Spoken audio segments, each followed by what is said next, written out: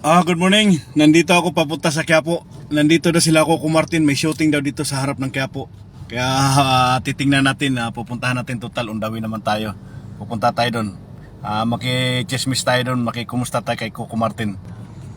Undawi tayo papuntang Quiapo. Nandito na tayo sa ilalim ng tulay. Papunta tayo ng Quiapo. Aakyat na tayo ng Quiapo. At nandyan daw sila Coco Martin sa dito daw sa harap ng simbahan. Nagsushooting daw sila ngayon. Titingnan natin kung totoo nga ba kung nandyan para naman makakapagpa-picture tayo kay Coco Martin.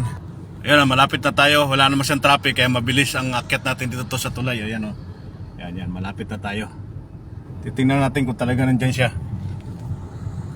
Totoo nga, nandito siya Dito dami tao, nanonood ng mga shooting. Yan. Totoo nga, nandito. Titingnan natin. Yan, dandahan natin ang takbo para makita natin. Nandito daw sa may tulay madaming tao, daming nanonood Yan, traffic lang Yan, dandahan natin.